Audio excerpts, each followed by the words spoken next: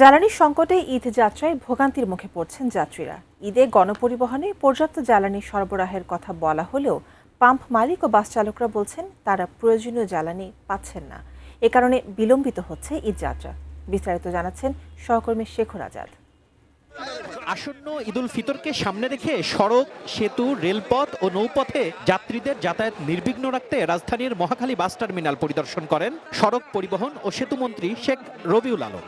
পরিদর্শন শেষে সাংবাদিকদের মন্ত্রী বলেন, পরিবহনে জ্বালানি তেলের কোনো সংকট নেই। গণপরিবহনে পর্যাপ্ত জ্বালানি নিশ্চিত করা হয়েছে। নির্ধারিত ভাড়া ক্রস করেছে এরকমের কোনো নজির আমি গত 7 দিনে পাইনি কোথাও।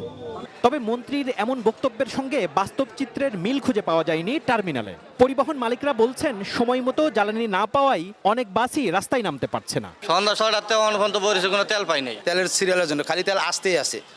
তেলের সংকট না থাকলে তেলটা এত লেট কেন? আগে তো এরকম হয় নাই। উন্নত মানের কাঁচামাল আরআইএল অ্যাঙ্গেল এন্ড চেনি। এখন কাঠের দিন শেষ, আরআইএল এর বাংলাদেশ।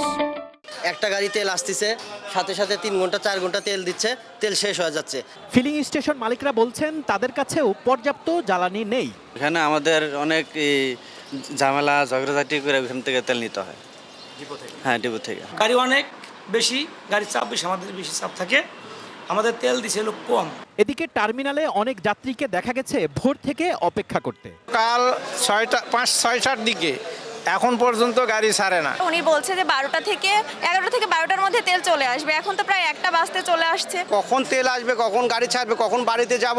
এখন দেখা যাচ্ছে তেলও আসছে না, আমাদের যাওয়াও হচ্ছে না। কিন্তু জ্বালানি তেল না থাকায় নির্ধারিত সময়ে বাস ছাড়তে পারছে না বলে জানিয়েছে কাউন্টার কর্তৃপক্ষ।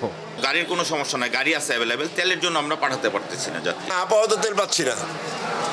মন্ত্রী যে বলল যে তেল দিচ্ছে, আপনারা সরাসরি পাম্পে যায় দেখেন।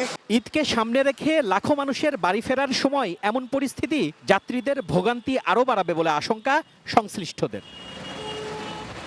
Shekhar Azad, ATN news, Dhaka.